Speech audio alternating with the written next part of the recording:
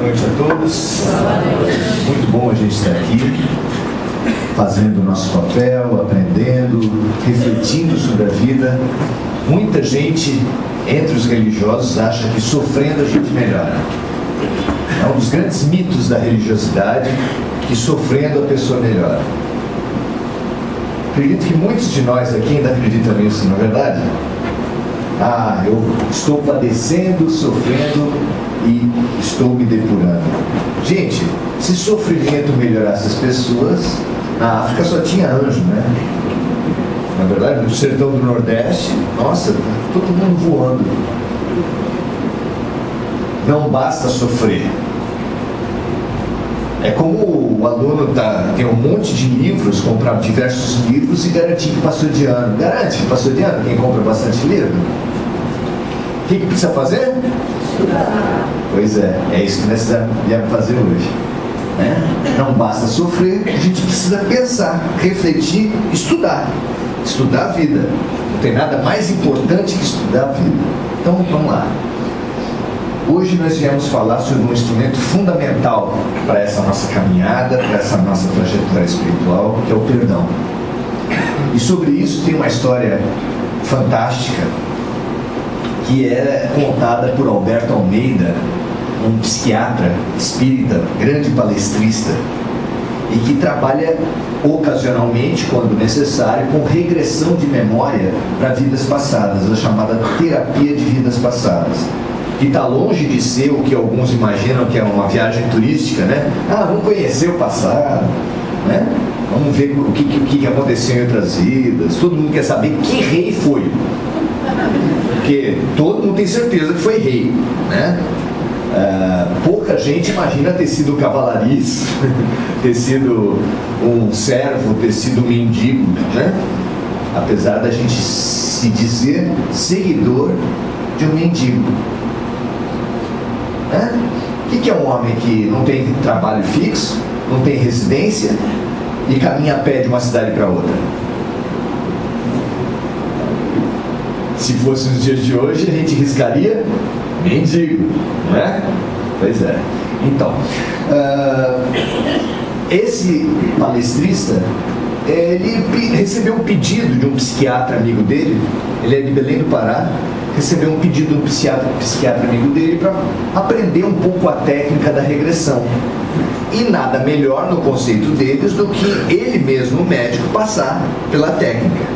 Começa a consulta, ele fazendo uma espécie de anamnese, mas menos que anamnese, um apanhado das preocupações atuais daquele médico.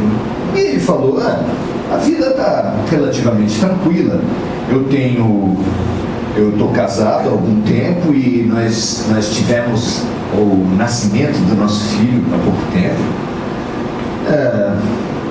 Eu tenho, como problema de saúde, tenho um câncer aqui de pele, no peito, mas é tratável, já está com cirurgia marcada, já é garantido, está tudo certinho. Eu vim aqui mesmo para aprender a técnica. Tá certo.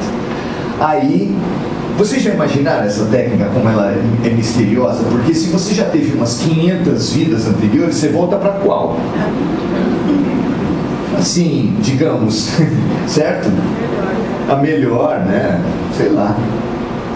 Só que os espíritos falam que a melhor vida, você não precisa regredir para nenhum. A melhor vida que a gente tem é essa. Como o espírito não retroage, a nossa melhor vida do ponto de vista espiritual é essa. Por isso é que vocês têm que imaginar muito bem, porque você imagina o anterior. Quer voltar? Bom, então, vamos lá. Só que qual é o critério que é usado para a volta? Não é o médico que determina o critério para qual vida você vai. Você vai para aquela vida exatamente que está na raiz dos seus incômodos maiores no momento, dos seus problemas espirituais mais profundos, que às vezes você nem sabe quais são, como nesse caso. O médico vai fazer a regressão e volta para onde? ele se viu capitão de um navio pirata, recém-chegado, moço ainda como capitão do navio, chegando a um porto e fazendo o que todos os marujos fazem ao chegar no porto depois de uma longa viagem, né? Zona de prostituição. Passa um tempo, o navio faz a sua circulação, daqui a pouco volta para lá, e uma trabalhadora do sexo vem até ele, tendo ao lado uma criança, seu filho. E ele, ao ouvir aquela notícia, ele ironiza, ele humilha, ele distrata, ele expulsa aquela mulher, falando como é que pode ser, como é que ela pode garantir, que tipo de pessoa ela é, quem ela é para se dirigir daquele jeito a um capitão de navio. Ele não falou pirata, mas, né, a verdade é sempre de conveniência, né? A gente sempre fala o que a gente gosta, não do que a gente não gosta. A mulher saiu dali muito humilhada, só que o navio dá voltas e o mundo dá voltas. E alguns anos depois, volta aquele capitão para o mesmo porto, precisando recompor a sua tripulação, porque um ou outro havia morrido, um outro havia descido em outros portos, e ele, ao arregimentar alguns jovens marujos, ele arregimenta quem? Pois é. Naturalmente ele não sabia quem era, porque passados 5, 10 anos as crianças mudam, os jovens mudam, era um adolescente, e aquele adolescente foi ganhando a simpatia do capitão. Ele não sabia porquê, não sabia o que tinha acontecido, mas foi ganhando a simpatia, acabou sendo o seu imediato, como se chama na hierarquia de um barco, né? Ele era o seu imediato, ele era o vice-capitão. Para tudo, para qualquer situação, ele chamava sempre o imediato muito inteligente, o atendia, só que numa rebelião, num motim do navio, a tripulação resolveu atentar contra o capitão, e aquele que o matou foi o seu imediato. O matou com uma punhalada nessa região. Já no mundo espiritual, o capitão soube da história toda e perdoou aquele rapaz. Até porque perdoou, porque sabendo da história toda, qualquer um perdoa, viu, gente? Isso é muito sério. Sabendo da história toda, qualquer um perdoa. Quando a gente escolhe até uma certa vida onde você foi vítima, você vem depois se vingar, você quer perturbar. Você foi prejudicado em alguém do nada nessa vida, você acha que você é vítima. Se soubesse da encarnação passada, você vem até o centro espírita para tirar um obsessor, mas você tem certeza que o obsessor é o mal da história? Tem mesmo certeza? Não queira saber. Não queira saber. Então ele voltou até essa vida, e mesmo voltando apenas a essa vida, ele percebeu que ele também não era flor que se cheira, ele também não era inocente. Então ele realmente alcançou um perdão significativo do filho, mas quando o filho retorna para ele nessa vida, aquela vida em que estava sendo examinada, surge também aquele câncer de pele. E pergunta Alberto Almeida para si mesmo, para nós em estudo: aonde seria o câncer se ele não tivesse perdoado nada? Qual seria o grau de tratamento da doença física? Porque a doença física ela é reflexo de uma doença espiritual. Quando os relatos dos assassinados, dos suicidas no mundo espiritual são muito coincidentes. A pessoa faz o tratamento nos hospitais que existem no mundo espiritual, mas Quando retorna a raiva, quando retorna o desejo de vingança, quando retorna a incompreensão que causou a morte dele, auto-infligida ou por terceiros, abre de novo a ferida que tinha sido curada, dói de novo, ele como morre novamente ao reviver mentalmente aquela situação. A mente da gente é poderosíssima aqui na Terra, mas no mundo espiritual ela é determinante. E esse espírito desse capitão perdoou muito, mas perdoou completamente? Ele perdoou muito, senão a doença seria muito mais profunda. O miasma, a mágoa dele, só dele, viu? A nossa não. Estou falando só no caso.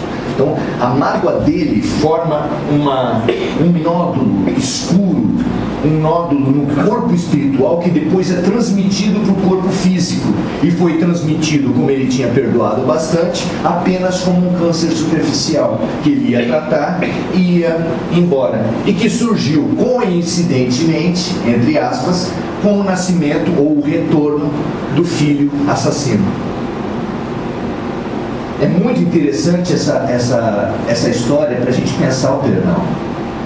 Porque a maioria das pessoas pensa o perdão como uma benesse, como uma desculpa, uma bondade da vítima para o agressor. Primeiro que esse negócio de vítima e agressor, quando você pensa bem, espiritualmente, esse negócio já dilui muito. Segundo, que não é que o beneficiado pelo perdão, ficou claro nesse caso, quem é o beneficiado pelo perdão, não é verdade? Quanto mais profundo é o perdão, mais profunda é a cura espiritual. E essa é outra coisa também que as pessoas nem sempre compreendem.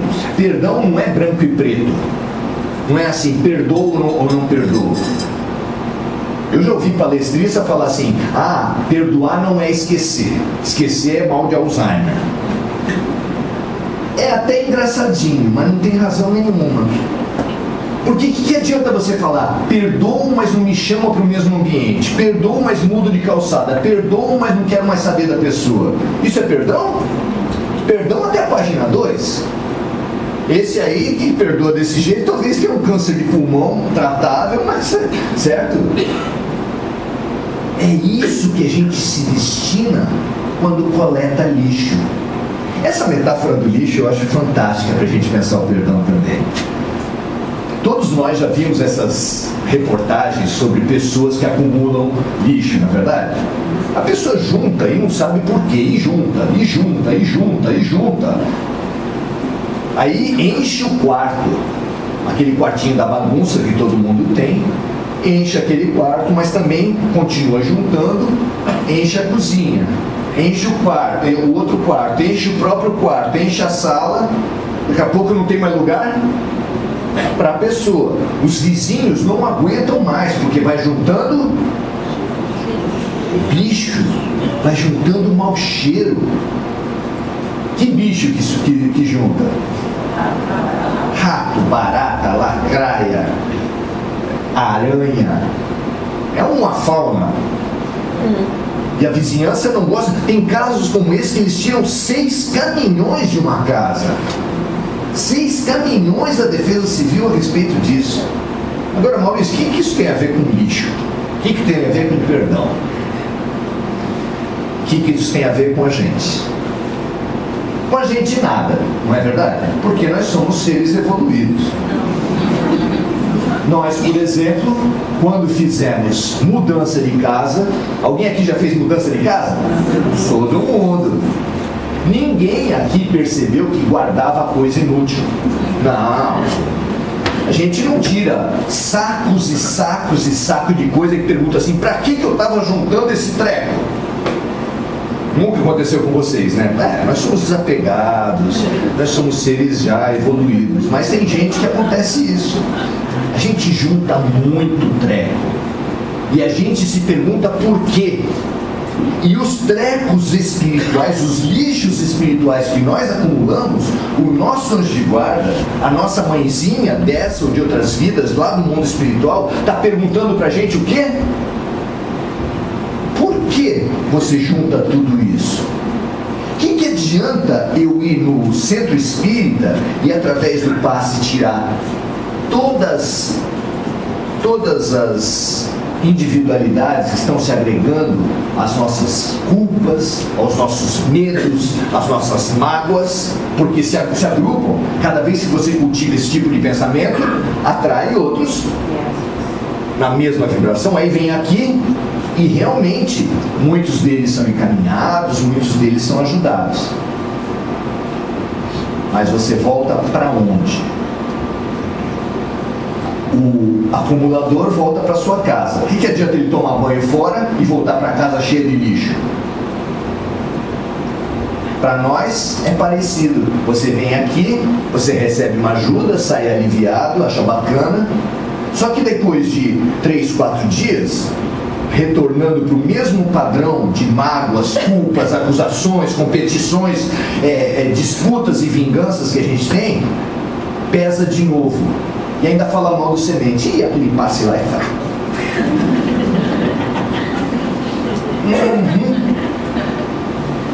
O que adianta a gente tomar banho se mora no lixão? Banho é sempre bom, não tem dúvida. Mas não é bom sair um pouco do lixão, organizar um pouco a casa? E a gente limpa a nossa casa, a gente faz a seleção, a gente tira os trecos, a gente tira o lixo espiritual das nossas vidas. Como? Nós precisamos aprender a limpar a nossa casa. A primeira coisa seria não acumular. Para que acumular tanto?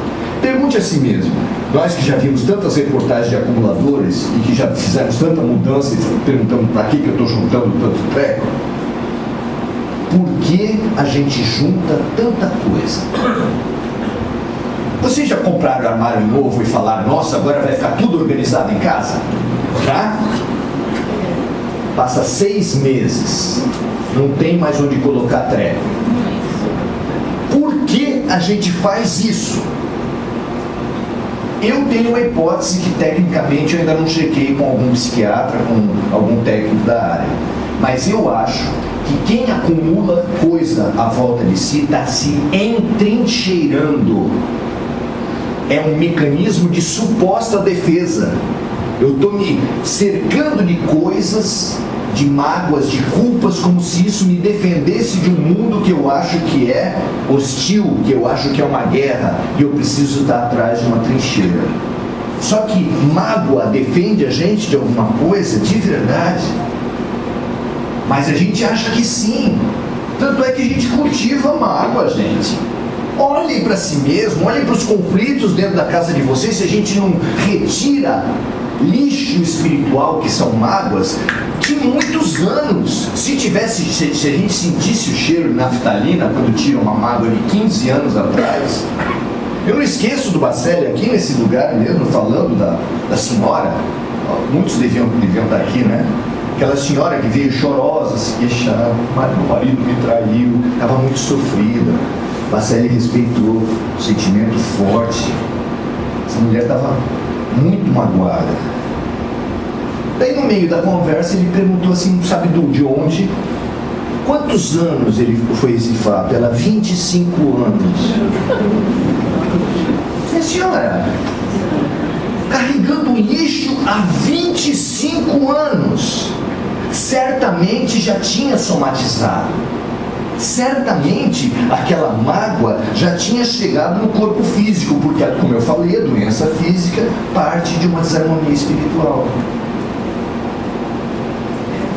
Ou passa para frente, ou então esquece e começa de novo. Agora, nem uma coisa nem outra. Carregar defunto por quanto tempo? Se defina. Mas é bom para nossa sensação ser vítima. Eu sou coitadinho. Vocês conhecem gente que é coitadinho? Eu não me esqueço que minha filha uma vez, ela se julgou prejudicada numa festa de criança, pequenininha, e ela arrumou uma cadeira que ficava assim bem na passagem, todo mundo passava ali, sentou ali e ficou chorando. Como a gente gosta disso, ó vida, ó dor, ó azar. Alguém resolva o meu problema, por favor. Olha como eu sou coitadinho. Não é não. O Espiritismo torna a coisa muito mais complexa do que algozes e vítimas, bandidos e mocinhos. É muito mais complexo que isso. É muito mais para Caetano Veloso, que numa música fala assim: de perto ninguém é normal. Olhando bem, mais bonitinho. Lembra da Xuxa falando do abuso sexual que ela sofreu na infância? Que fantástico. Mas a Xuxa, uma princesa rica, linda, poderosa, por trás das aparências dos ídolos que a gente gosta tanto, que a gente cultiva tanto, né? Você vai ver essas belezas, Michael Jackson, aquele castelo que ele teve, aquele pai que ele teve. Será que era um poderoso? Será que era um feliz? Será que era uma pessoa realizada? Elvis Presley, um dos maiores vendedores de disco de todos os tempos, né? Eu, alcoólatra. O que acontece? A gente sabe, a gente é capaz de julgar, a gente é capaz de ser esse vingador. Precisava destruir esse vingador que tem na cabeça da gente, esse juiz que tem na cabeça da gente. Quem é você para se achar tão bom assim, para cultivar essa posição de vingador do mundo, de juiz do mundo, de palmatória do mundo? Será que isso é bom para a gente? Será que isso não adoece o nosso corpo físico, não compromete a nossa alma, não compromete nossos casamentos, nossas famílias? Será que não está na hora da gente abrir mão, sair desse estrado de poder? O que isso tem ajudado a gente? Sinceramente, será que não está na hora de sair do trono? Um mandamento, sem dúvida, o mais difícil. Não cobiçar a mulher do próximo, sei que não é fácil. Não mentir, difícil pra caramba. Mas não julgar é campeão. Você pode passar um meio dia sem mentir, um esforço, mas sem julgar. Você não passa um olhar que você olha para uma pessoa, você já está falando: nossa, esquivou. Quem ela pensa que é agora com essa sobrancelha lá em cima assim? O tempo todo a gente julga, o tempo todo julga, acusa, condena e pune. O tempo todo fazendo isso, se sujando, acumulando lixo. Quando é que vai parar? Quando a gente vai parar com isso? Nós precisamos saber dois movimentos. O primeiro é não juntar mais. É perceber isso e acender uma luz vermelha. Opa, está julgando de novo. Julgar é juntar lixo. E eu não quero mais ser acumulador. Será que a gente é capaz de perceber isso? Se você não perceber, você vai continuar sem se dar conta, juntando lixo. Julgando e juntando lixo. Julgando e juntando lixo. É fácil. Esse é o padrão mais antigo da alma humana. Se você não perceber, quando você vai ver, tua casa já está 6 caminhões de novo. 6 caminhões de novo. Você fez 3 mudanças na tua vida? 3 mudanças juntando um monte de saco de inutilidades. Foi ou não foi? Quem fez 5 mudanças? 5 vezes juntando saco. Gente, a gente tem uma capacidade inesgotável de juntar porcaria. E os ratos, as baratas, que se juntam no lixo físico, são equivalentes, com todo o perdão aos nossos amigos, às individualidades afetas, sintonizadas com a vingança, com a culpa, com a mágoa. As legiões do mal de obsessores, uma delas é claramente chamada Os Vingadores. Por quê? Porque são pessoas que não conseguem perdoar. Se você gostaria de falar com algum deles, use aquele quadro bonito que tem na sua casa. Se quiser falar com um desses vingadores, pega aquele quadro bonito que tem na sua casa, que tem uma moldura legal, geralmente está numa parede bem destacada, aquele quadro chamado espelho. Ele é fantástico para você conversar com o vingador e falar para ele assim: para com isso.